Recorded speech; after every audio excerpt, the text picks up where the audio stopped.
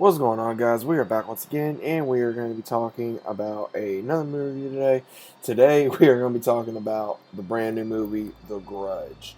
Now, if you guys have not already seen the original, I think there was two, three, not 100% sure. There was a few of them. The original has Sarah Michelle Gellar played in the first and second, and then on a few others, I just didn't really watch it any longer. Now, the whole scenario of this brand new movie is connected to like four parts. And when I say four parts, it's basically one of the characters, she I guess was like how Sarah Michelle Gellar was in the original movie. She was a caretaker to a Japanese woman, and she, I guess, gets freaked out or something, and then she leaves and brings the spirit or whatever it is to the States, to her family, and it basically makes her kill her family, either possesses her or something, and then she kills her family. Then it basically shows us in different parts throughout the entire movie. Then goes to another family, which is played by John Cho, and he plays as a realtor with his wife, who they are trying to have a baby. And it goes back and forth throughout the entire movie of him trying to sell this house, the one that the family I just told you guys about was first murdered in. And then it goes to Lin Shaye, who she plays as a woman, as one of this female officer finds her in the movie, and she's missing some of her fingers. She's also halfway clinically insane, more than likely, but throughout the entire film, you're like, okay, what's going on? So I'm trying to go for you guys, that way it makes sense, to me anyway. The entirety of this film was just all over the place. There was like 4 or 5 different scenes or different scenarios with people where you're like, okay, what is going on? What exactly is going on? Like, it didn't make no sense. You got this one female character who's played by Andrea Whitmore, I believe that's how you say it, her last name. She plays as a police officer, and she's trying to take care of her son. She gets on this case, and then she starts slowly piecing it all together about what this spirit is doing to all these people. Now, this movie, I did not have high hopes for this movie. I'm just going to say this straight up. And it did not fail that. I don't know exactly what to say about this movie other than it was a letdown. It felt like it was a waste of time. It didn't. The script, honestly, I don't know what some of these actors were thinking when they got this script, because first of which, the first judge, The Grudge, I almost said Judge. The Grudge, honestly, the first one was with Sarah Michelle Gellar and the character she played with her boyfriend. Then in Japan, she became a caretaker, and then this spirit was going around killing them. It wasn't taking control of them, it was just killing them. And when that happens, you kind of go throughout the entire film where you're wondering, okay, what exactly is going on?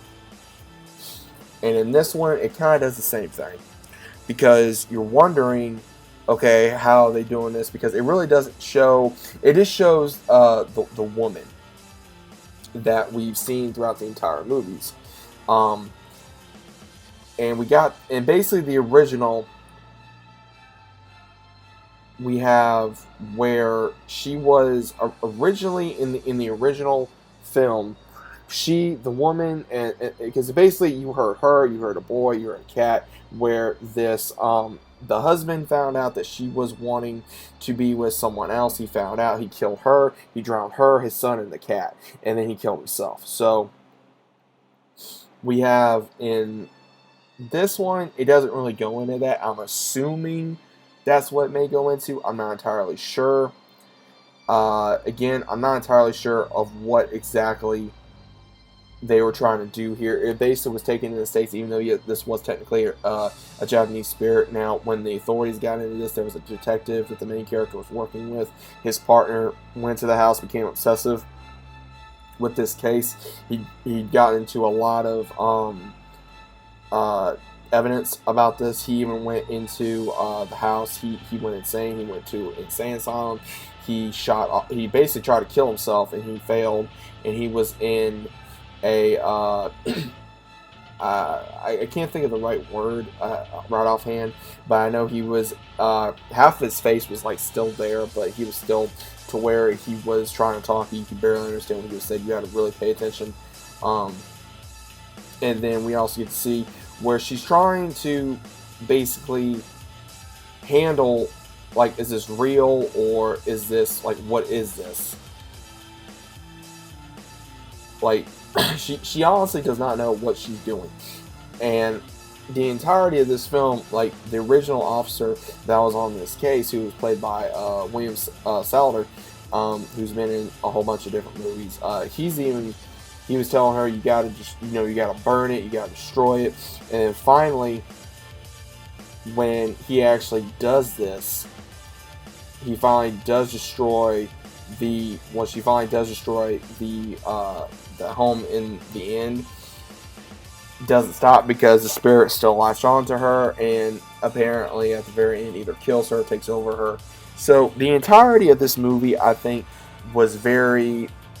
You really had to pay attention to what was going on. If you did not pay attention to maybe like within 2-3 minutes, then you would probably know what's going on. It was one of those movies where they had different characters and a different arc, but it was connected all to the same story. Now, I don't understand why they did that with this movie. I really don't. It's like they were trying to combine like 3 movies into one, and I don't like when they try to do that. And I don't like also when because sometimes in movies that works, sometimes it doesn't. It all depends on the way it works. But honestly, I think it could have been a lot better. This movie, honestly, I did not want to see this movie, but I wanted to just check it out to get my own opinion of the film to see how it was. There was a lot of good actors and actresses in there. I will say that there really was.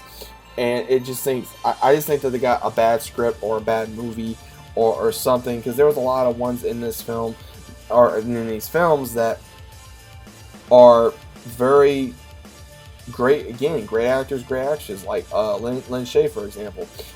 She played that character very insanely. With her playing in all the Insidious movies, and then also her playing in now the Grudge, and she's played in a few other movies. It's one of those things where she's a legend, and she did like a crazy state where everybody thought she was insane, and she really wasn't. And I find that very interesting that that's how they portrayed her in this movie. But I think she did pretty good. She really stole the entirety of the movie. But other than that, guys, this movie was not all it's cracked up to be. If you guys want to see it, that's great. If not, that's fine. This was not the best movie, out of my opinion. This is probably the worst movie that I've seen in a good while. But again, it's just my opinion. But let me know what you guys think about The Grudge, the remake 2020 edition of the horror franchise. Let me know if you enjoyed it. If you did, let me know what you enjoyed. If you did not enjoy it, that's fine too. I just like to know what you guys think in the comments down below. If you guys are new, always consider about subscribing. Links down just below. If you guys are enjoying your day, your week, day, night, wherever you may be located. And I'll see you on the very next one.